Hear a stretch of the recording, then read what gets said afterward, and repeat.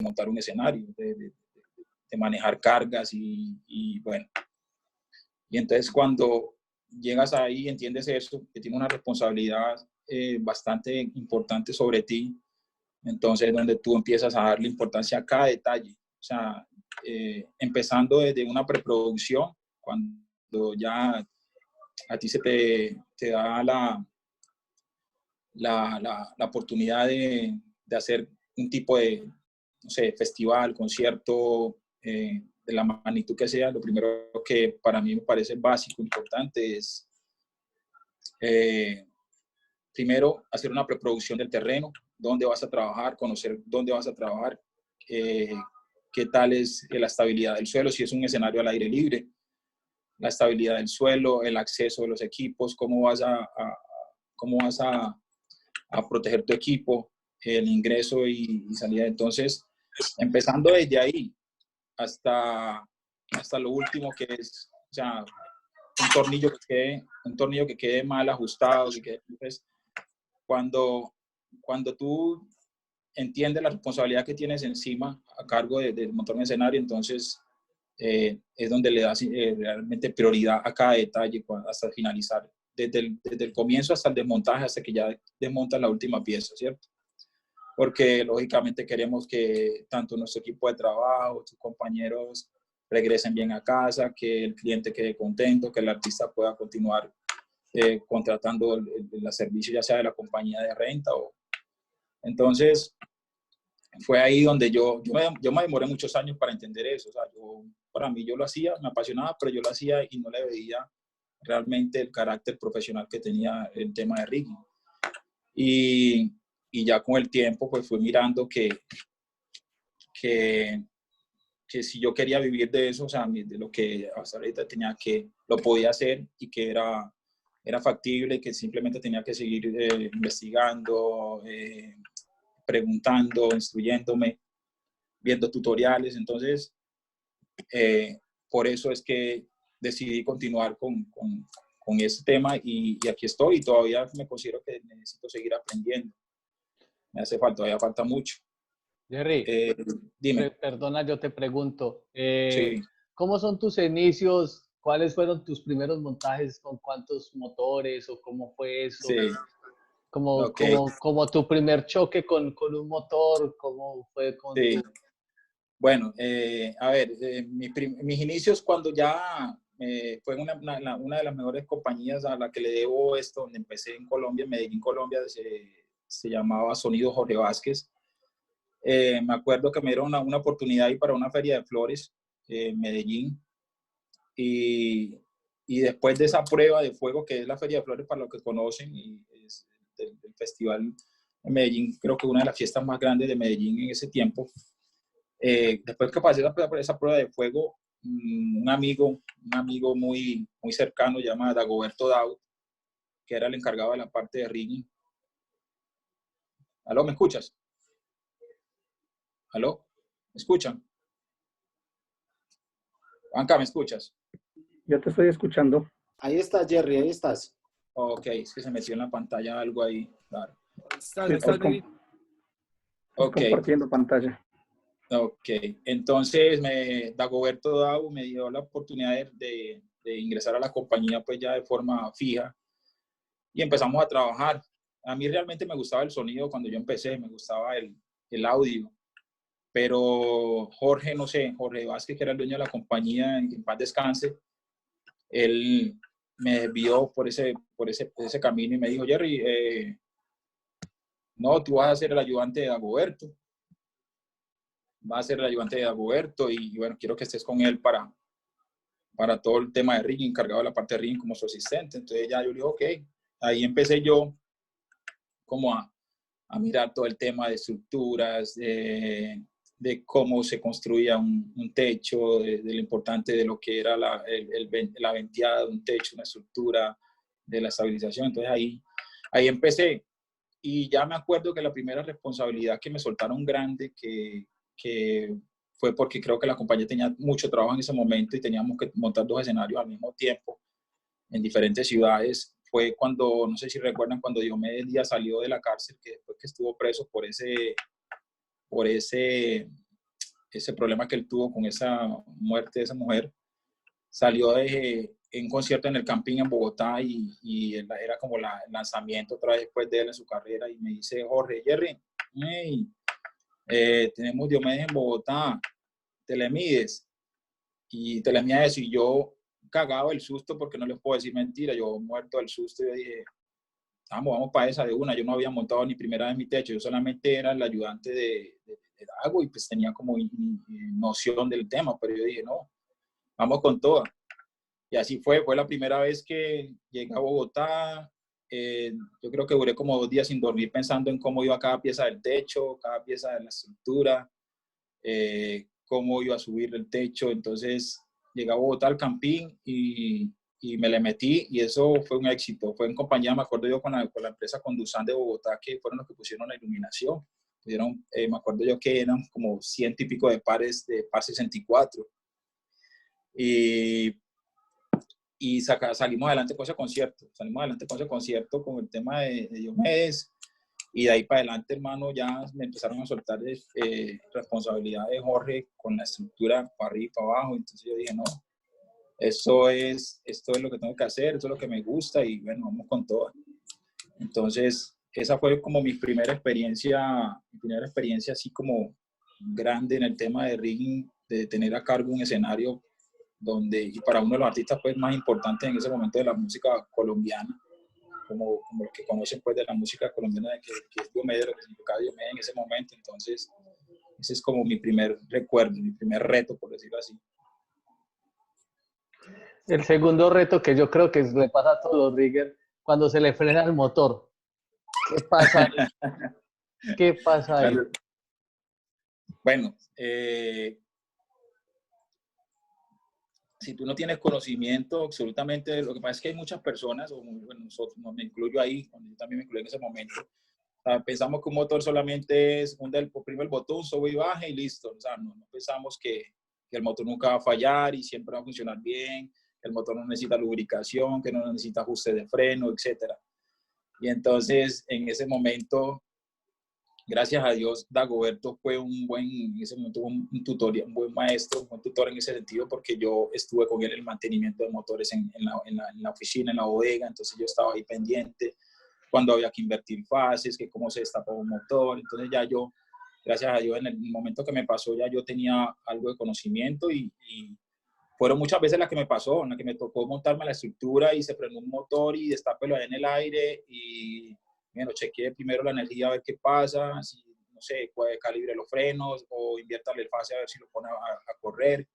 Entonces ya no sufrí, gracias a Dios, por ese lado, la primera vez que me falló un motor, ya llevaba como una base. Ok, sigue contando tus anécdotas como tal, tu Okay. avance como general. ¿Cuál fue los retos bueno, yo sé que has tenido mucha gente que te ha puesto retos maravillosos y grandes, pero Sí. bueno, no sé qué retos tienes como por mencionar cuando estuviste en Colombia, que dijiste, ¿por qué me estoy metiendo en esto? Esto es una locura. Bueno, la gente que me conoce, Juanca, yo siempre he sido como que cuando tomo, o sea, soy una persona que me gusta tomar las responsabilidades, no le huyo la responsabilidad, entonces por eso a veces no lo tomo como digo, como con miedo, sino como que dice, bacano, voy a experimentar algo nuevo, y de hecho eso es una de las cosas que me ha hecho apasionar con el tema de rigging, porque si cada proyecto es algo diferente, es un tema diferente, si tú es un venue diferente, tienes que chequear si puedes acomodar la estructura en el lugar, si vas a tener seguridad, los accesos a la estructura, o sea, hay una cantidad de detalles que hay que tener en cuenta a la hora de montar un escenario. Y entonces eso era lo que me mantenía a mí como conectado con eso, porque tú siempre estabas jugando con tu cabeza, bueno, ¿cómo lo hago de mejor manera? ¿Cómo lo puedo hacer? Si se puede, no se puede, el terreno sí se presta, la estructura sí se presta. Entonces, a diferencia sin ofender, pues, o que sin ánimo de los de sonido y de audio, que ya prácticamente ya saben que tienen que llegar a montar su audio y sus luces, ya la estructura está montada, pero muchas veces no saben cómo se construyó ese escenario, ¿right?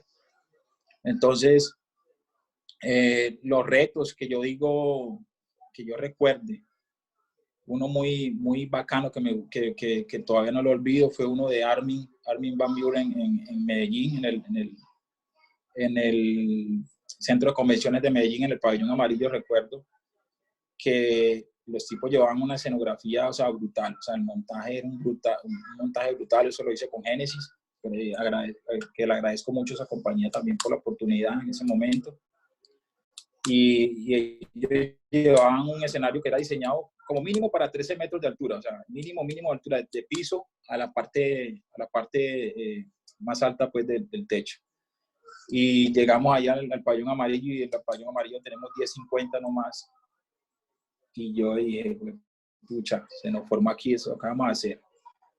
Entonces, en compañía pues del rigger de Armin, de la producción de Armin, empezamos a mirar soluciones, a mirar cómo lo podíamos mejorar de la mejor forma. Y fue un proyecto muy bacano porque al final, o sea, llegamos, aprendimos cosas nuevas y llegamos a un acuerdo y le dimos la altura máxima que pudimos. Me acuerdo que me tocó meter las patas por dentro de la estructura del centro de convenciones, que tenía un cuadro como de 3x3, creo, 2x2. Empezar a armar la torre una por una, no levantar la torre como siempre acostumbramos levantarla en bisagra, sino que montar una torre una por una hasta llegar al rolín, hasta llegar a la parte de arriba, y para poderla meter adentro de la estructura del pabellón amarillo, y luego poder subir la estructura sin peso al tope, a tal altura que la parte más alta de la estructura quedara casi que a ras con la estructura del pabellón.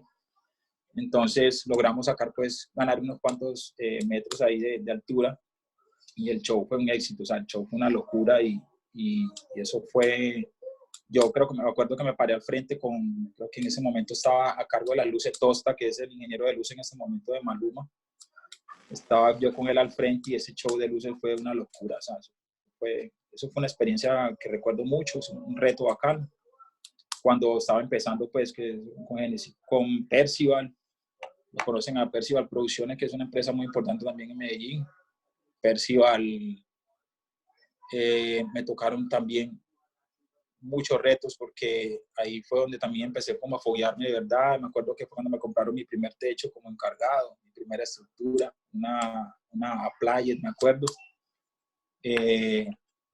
Súper contento porque empezamos a hacer muchas cosas locas ahí en la Plaza de Toro de Medellín, y se aprendió bastante en esa época. Fue un man de aquí de Estados Unidos a darme la capacitación directamente de Applied. Entonces fue donde también eso marcó un poco de diferencia, porque empecé a ver la importancia que tenía el tema de rigging, tanto aquí en Estados Unidos como allá para nosotros.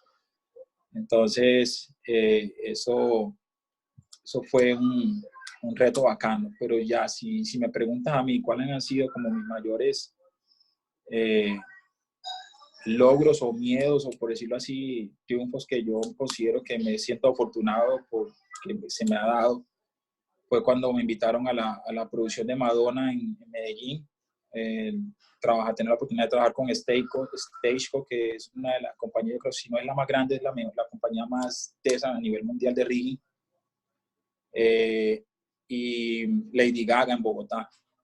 Cuando tuve la oportunidad de hacer esas dos producciones en Colombia y en Medellín, fue, creo que algo que, o sea, me llenó mucho de satisfacción, porque yo nunca pensé llegar ahí. O sea, y si no recuerdo, si no estoy mal, en ese momento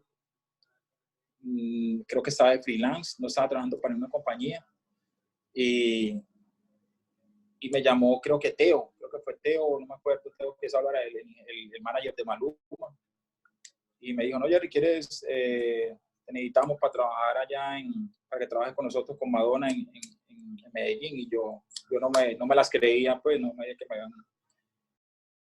Y sí, fue una experiencia muy, muy grata, muy tesa, porque nunca había visto un escenario tan grande. Si no estoy mal, era un escenario que tenía como 60 y algo de metros de ancho la estructura, y los que conocen a Stageco, es una compañía que trabaja solo con hierro. O sea, las truces, yo podía caminar dentro de las truces fácilmente de un lado a otro, yo no tenía que agacharme. porque era impresionante. O sea, en un camión solamente cabía una pieza de una truz del techo. O sea, no era como lo que nosotros acostumbrábamos, que arrumábamos un techo prácticamente en un 600, ¿no? Allá en esa producción fue donde vi yo cosas. Entonces, esa fue una de las experiencias más gratas que tuve en Colombia. En Colombia. Jerry, espera un momento. Cantidad de Sí, motores, rigging, o sea, todas las... O sea, porque de pronto sí las vivencias de ustedes, de pronto como rigger ya saben cómo hacerlo. ¿Por qué fue como tan complejo el montaje? ¿Por qué te pareció tan bueno estar allá? Pues obviamente el artista lo vale, pero realmente sí, también es como que más o menos nos des una idea de sí. cómo era realmente el montaje. Pero el de Armin, el que estábamos hablando ahorita de Armin Van No, no, Buren. no. El de ¿Cuál? Armin ya lo tenemos claro. El Sí, ¿cuál? de Madonna. El de Madonna. El de Madonna porque para mí fue muy importante porque, o sea, me exigí, o sea, yo sentía que me estaba exigiendo yo a mí mismo con el tema, empezando porque toda la gente hablaba inglés. O sea, hubo un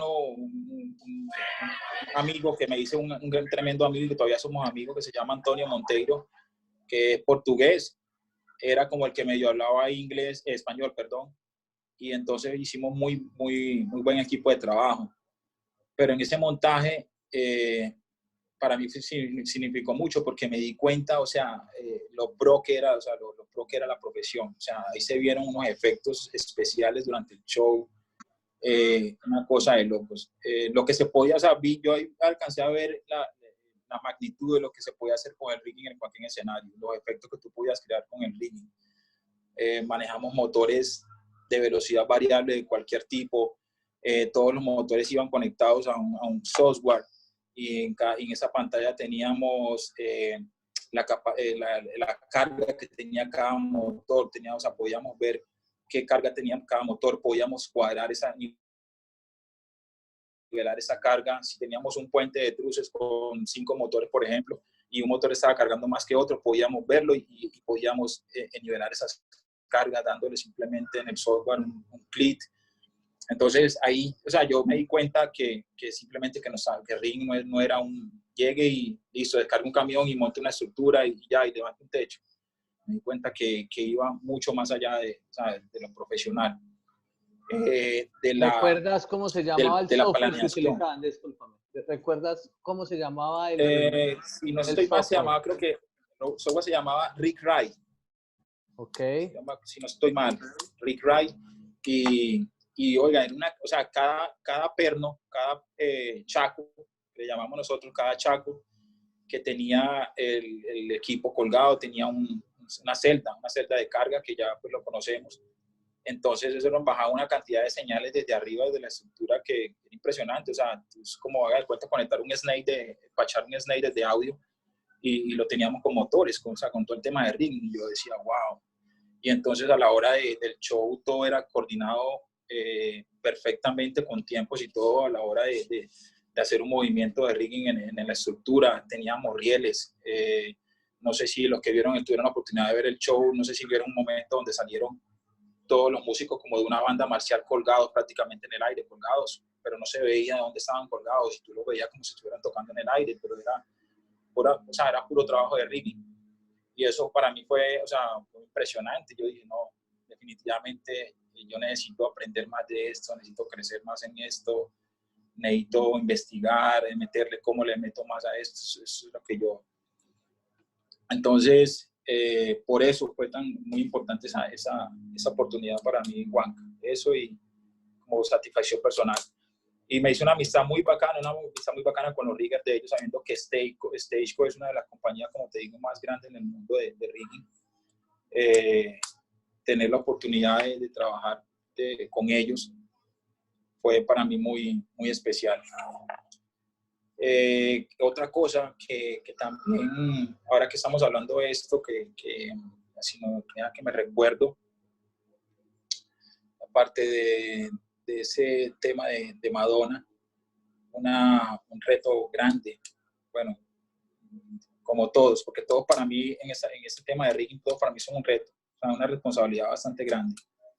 pero hablando como de eventos o de producciones que me hayan así como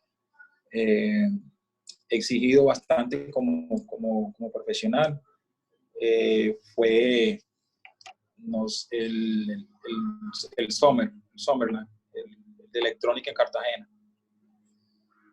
El tema de Cartagena, porque teníamos que tener, para los que conocemos del tema, cuando tú vas a montar un escenario al aire libre, tienes que tener en cuenta el viento, el clima, la estructura que vas a montar, cómo la vas a montar, la base, todo eso. Entonces, saber que vas a tener tanta gente reunida ahí en un escenario 4 días, 4 noches prácticamente, lo que saben cómo son los festivales de electrónica, llegar y tú montar un escenario ahí al aire libre en una parte donde estábamos cerca de la playa, donde los vientos son muy fuertes, también fue un reto bastante grande para mí. Aparte de eso, tenía que forrar todo el scaffolding en la malla negra que sabemos, que conocemos para tapar un poco la estructura. Entonces, sabía que eso iba a ser un problema con el viento, pero más sin embargo lo hicimos. Lo que hicimos fue que le pusimos el contrapeso que creíamos, pues, que calculamos necesario para cualquier eventualidad, y gracias a Dios todo salió bien. Pero eso fue también de lo que hice en Colombia, pues de lo que he hecho en Colombia. Y bueno, y si vamos a hablar de cantidad de motores, yo creo que en Madonna, yo nunca había visto, o sea, volviéndonos al tema de Madonna, que teníamos como ahí casi unos 300 motores de todas las velocidades, de 2 toneladas, de media tonelada, de un cuarto, de velocidad variable. O sea, teníamos winches, rieles, no, eso era una locura. Y todo estaba perfectamente calculado, planificado. Eso fue una cosa que me llamó mucho la atención de la forma como trabajan, pues, acá los gringos, la producción. Todo iba con los tiempos, no hubo un atraso. Y aparte de eso, nos íbamos, trabajábamos 8 de la mañana, empezamos a trabajar, creo, si no estoy mal, y a las 6 de la tarde, que si no recuerdo, si no mal no estoy, estábamos ya otra vez de regreso a la casa. No era como un tema el que estamos acostumbrados nosotros en Latinoamérica, que hasta que empezamos a montar, hasta que no lo terminábamos, nos toque trasnochar, nos toque mojarnos bajo el sol, bajo lluvia, no nos vamos. Entonces fue una de las cosas que también me motivó a venir aquí a este país, también a seguir buscando eso, seguir como buscando ese sueño. Hasta ahora les he hablado, pues, como de algunas de las experiencias como más importantes en Colombia. Ya aquí en este país ya les hablaré, pues, en otro momento cuando ustedes me lo pregunten.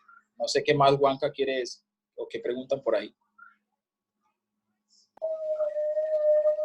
Máster, buenas. Buenas.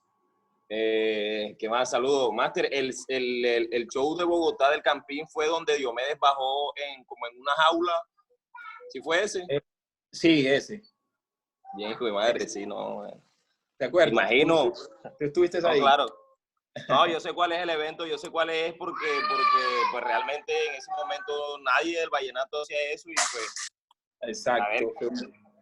Sí, ya te puedes imaginar la responsabilidad que yo sentí al tener que bajar a ese Diomedes, señor. ahí, si me fallaba un motor o si pasaba un accidente. O sea, a eso me refería yo con Juanca cuando estábamos empezando, que, o sea, si tú como persona te gusta el rigging y no tienes claro lo importante que es para ti, el valor de la vida humana de tanto como del artista como del grupo de trabajo. O sea, es complicado que tú llegues a cumplir esos estándares como de seguridad, para que tú le brindes una seguridad al artista, al empresario, a la gente, al público que está asistiendo al evento. Entonces, sí. Y ahora que me tocas ese tema, ¿con quién tuve el gusto de hablar? Perdón. Daniel Rodríguez. Daniel Rodríguez. Ok, Daniel, un gusto. Juanca, ¿estás ahí? Juanca, ¿me estás escuchando? Sí, te estoy oyendo. Estoy dejando Juanca, que los participantes hablen y Juanca, contigo. Dime. Y le voy a compartirte la experiencia que tuvimos juntos a los compañeros, para que se me estaba pasando esa. una de las más No, importantes. no hemos tenido ninguna junta. ¿Usted qué va a decir? Muchachos, buenas tardes. ¿Te acuerdas la de Silvestre Dangond en Valledupar? Esa no me acuerdo. Esa yo ¿No te ni me acuerdas? acuerdo. Bueno, muchachos. Yo sí me acuerdo. Oiga, bueno, esa fue una de las más, hablando en el tema de scaffolding, o sea, de escenarios montados en scaffold. Eso fue un reto que Hablarlo, hice. Jerry. ¿Cómo estás, papá? ¿Bien o qué? No, yo sí me ¿Ahí te acuerdas? Bueno, acuerdo. y Una guerra ni la hijo de madre. Papi, Ajá. esperemos, dejemos hablar al exponente, por favor. No lo De interrumpamos una. porque entonces se nos va a formar Sí, sí, una cosa. Dejémoslo que él se exprese y ahorita más tardecito, en un momento vamos a tener espacio para que lo saludemos y hablemos con él. Vale, discúlpeme, por claro, favor. papá. Como le estaba contando, fue un proyecto que en Colombia, mi compañero Juan Carlos, en ese momento La Bruja, quién sabe, quién lo conoce, La Bruja, el state manager de Silvestre Dangond, como que habían hecho ese plan de trabajo y lo propusieron a alguien, pero esa persona no quiso hacerlo. Y entonces ellos se acercaron a mí, me preguntaron, Jerry, tenemos esto planeado hacerlo. Lo que pasa es que esa plaza de Valledupar, la Plaza Consuelo Araujo, tiene una particularidad, y es que aparte de que es circular al frente, hay un espacio entre el borde de la tarima del escenario y el público, hay un espacio como de 6 metros de distancia, entonces el artista siempre está como lejos del contacto con su público. Entonces en ese evento en particular queríamos hacer que Silvestre tuviera más contacto con su gente, con su fanaticada, y entonces tuvimos que hacer un plan de trabajo donde tuvimos que llenar ese espacio, esos 6 metros que tenían de profundidad, y hacer un escenario ahí con scaffold. Aparte de eso, teníamos que hacer que el escenario, quien conoce la Plaza Consuelo Araujo, está como al borde de la tarima, entonces queríamos hacer que el escenario también saliera junto con la pasarela donde iba a salir Silvestre. Entonces fue un plan de trabajo que demoramos, si no estoy mal, como unos 15 días dándole duro, planeando, mirando a ver qué material íbamos a utilizar.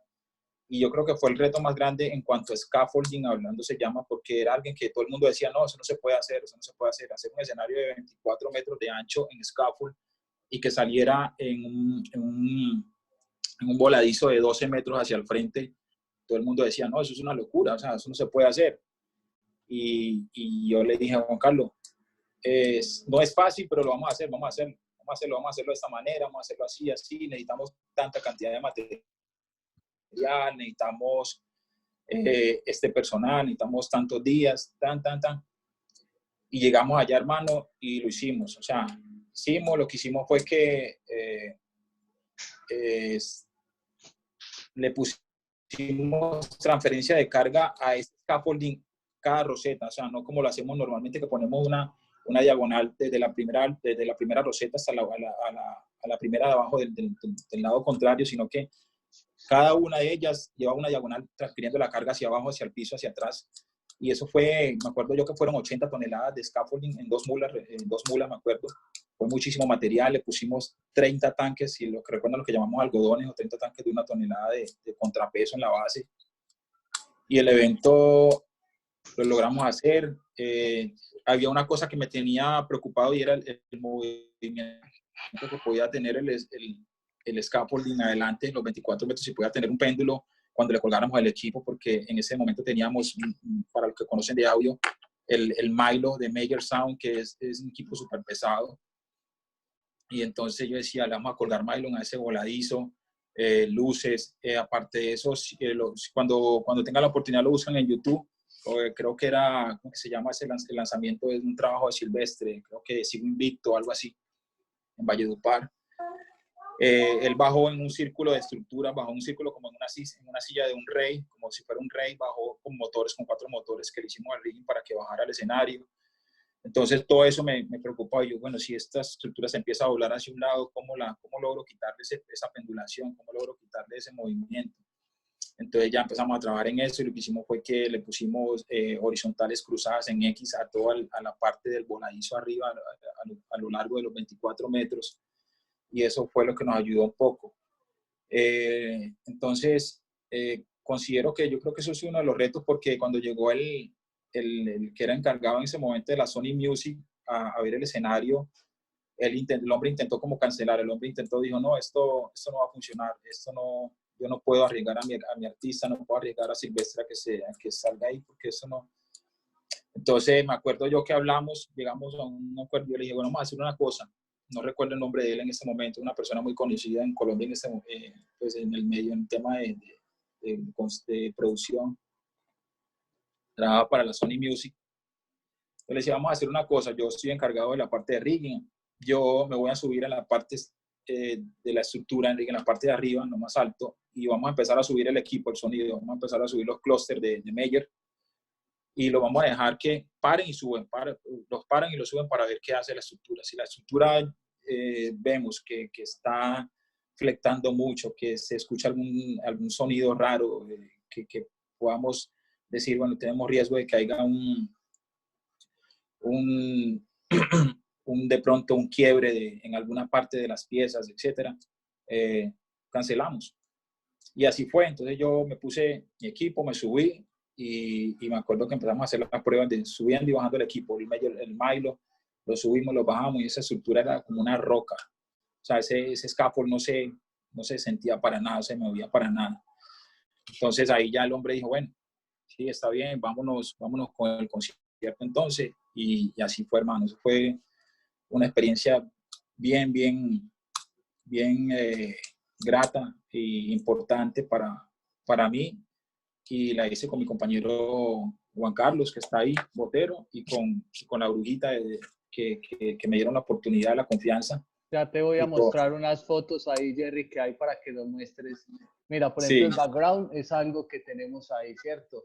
Hay otra que tengo por ahí. Que este es el diseño inicial. Ahí lo están mostrando los muchachos, exacto.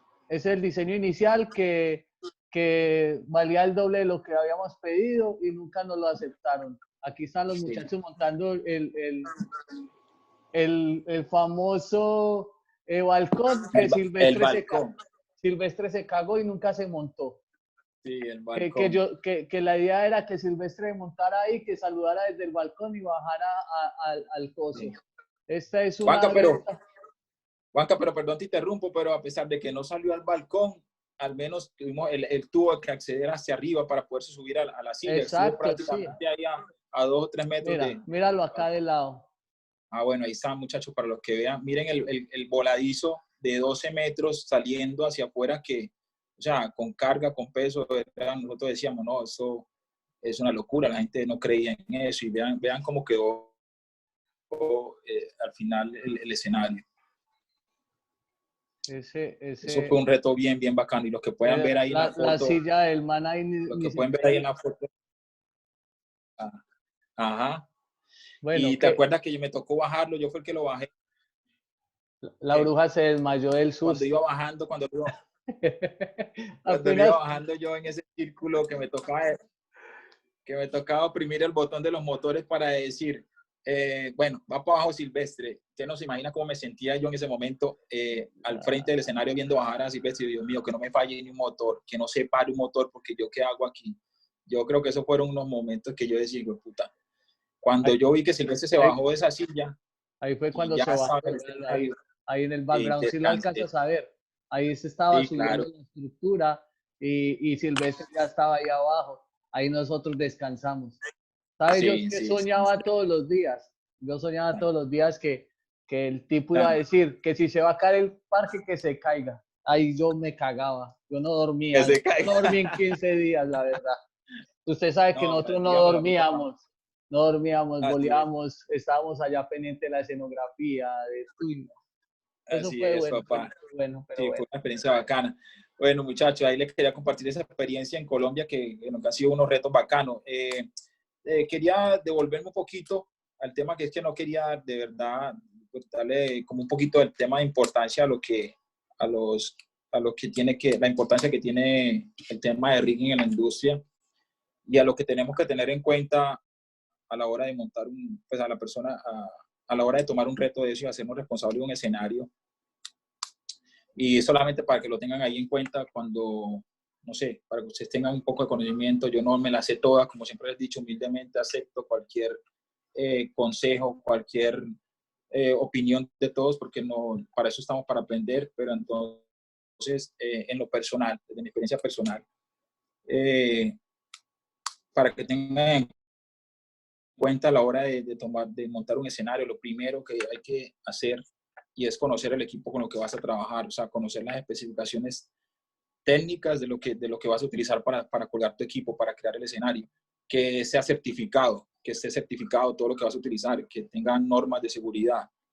Eso creo que es una de las cosas fundamentales que hay que tener en cuenta a la hora antes de empezar a montar un escenario, de planificar, saber qué tipo de estructuras vas a utilizar, qué capacidad de carga tiene cada trus, qué deflexión tiene cada trus, a cada cuántos metros, cada cuántos metros de estructura, cuánto deflecta, etcétera. Todos esos detallitos hay que tenerlos muy en cuenta antes de montar cualquier escenario, porque de eso depende todo, de eso depende muchas decisiones que tú tomes.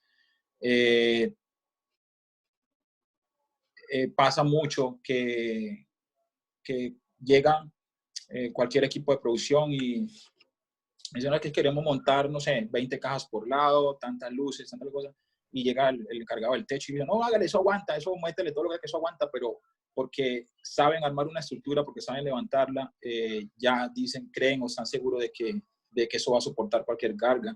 No tienen en cuenta la capacidad de aguante del terreno, la presión que el viento le imprime a la estructura, también que le imprime peso.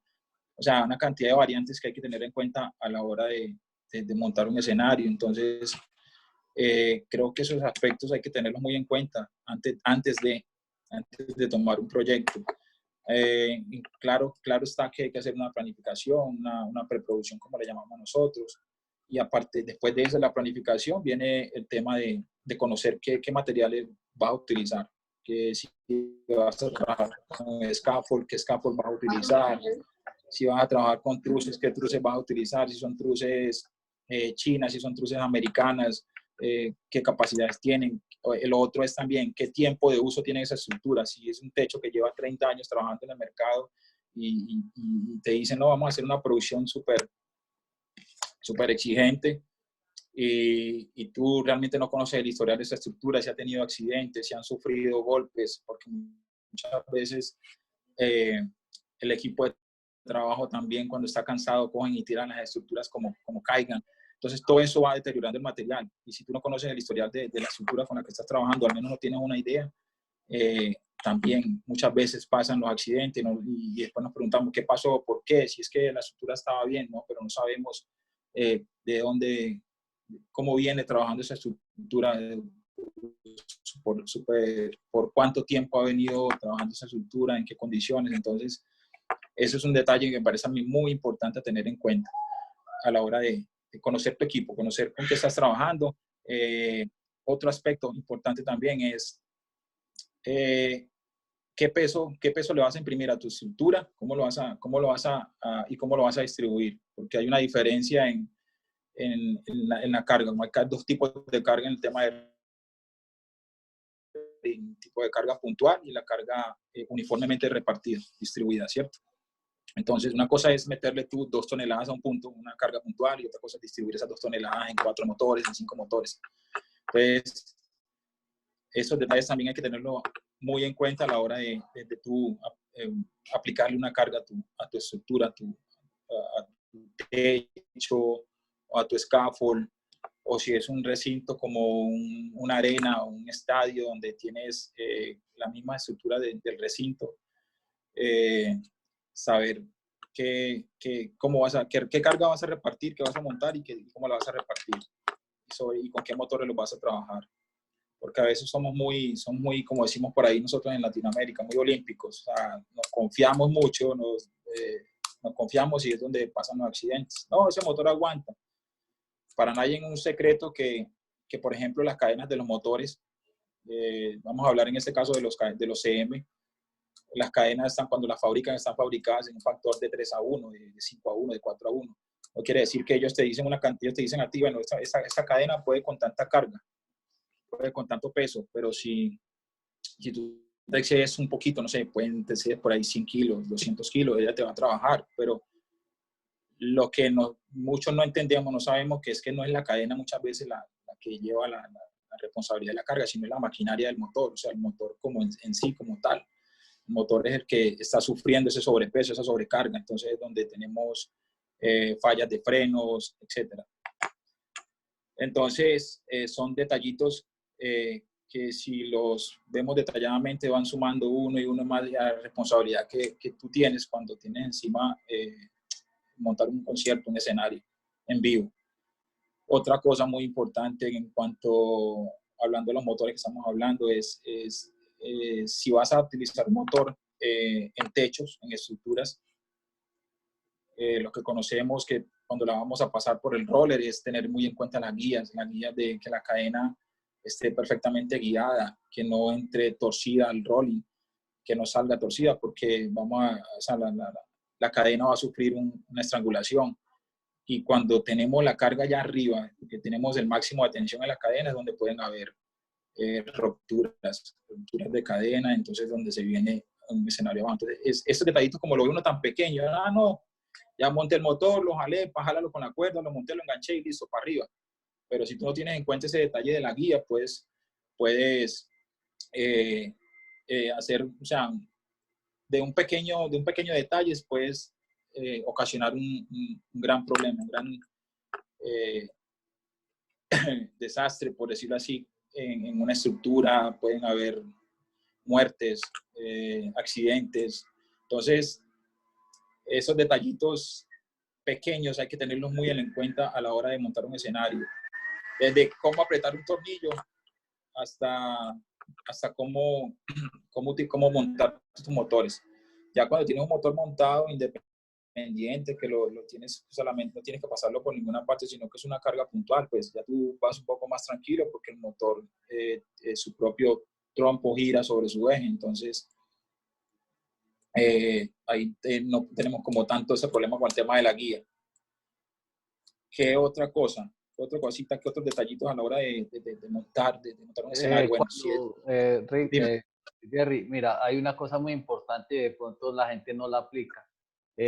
Descargar los motores en peso cuando son en techos y ponerle expanser. No, yo de pronto yo pido eso en muchas producciones, pero la gente como que no le gusta eso. No sé. Perdón, Juanca, repíteme la pregunta que no te escuché bien. O sea, yo puedo descargar el techo en expanser cuando son techos al aire libre, cuando yo sé que no puedo bajar el techo. ¿Es mejor eso o dejar los motores libres? Okay. ¿Tú qué, o sea, cuál es la recomendación? Bueno, sí, bueno, lo que yo acostumbraba a hacer en ese caso era que dependiendo a las condiciones del sitio, del venue donde tú montabas, si era un tema al aire libre y tú veías que había posibilidades de lluvia o lo que sea, era casi que imposible hacer eso, porque si tú necesitabas bajar el techo urgentemente por alguna emergencia, te iba a demorar mucho tiempo subirte y desanclar los expanser o con que bloquearas el techo. Y entonces es ahí donde tienes que tomar una decisión. Bueno, ¿qué hago? Me voy con el riesgo de cómo es, de dejar los motores cargando toda la carga, o simplemente los dejo así y le pongo un bloqueador a los cubos por debajo, le descargo un poquito la carga a los motores, etcétera.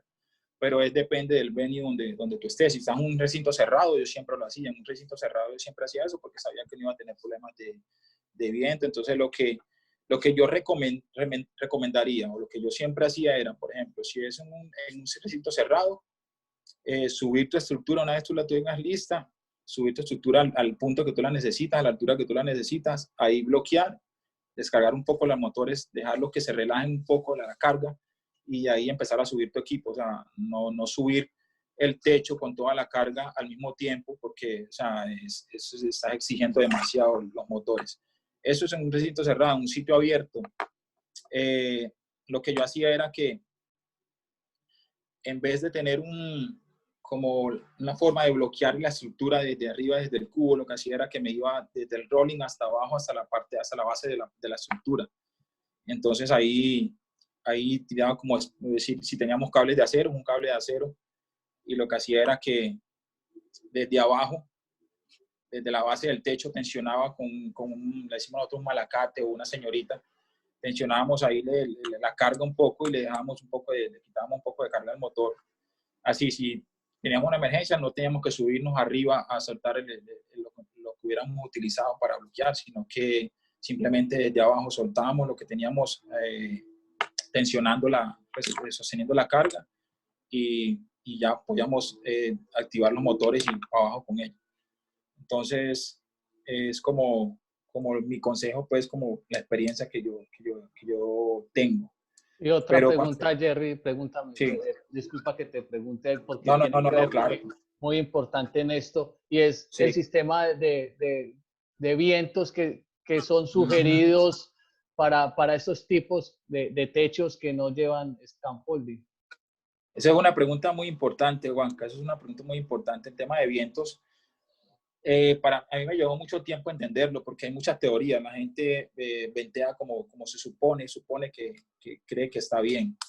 Entonces, a mí con la experiencia pues fui aprendiendo a que el tema de vientos es, primero, tienes que tener en cuenta también hacia qué lado está venteando en el lugar donde vas a trabajar. Si es un sitio al aire libre, hacia qué lado está venteando al caer la tarde, por decirlo así, o cómo está la zona, pues en ese momento, hablando en el tema del clima, de los vientos, por decir en Barranquilla. En Barranquilla sabemos que hay vientos muy fuertes y hay una parte que de norte a sur o de sur a norte donde...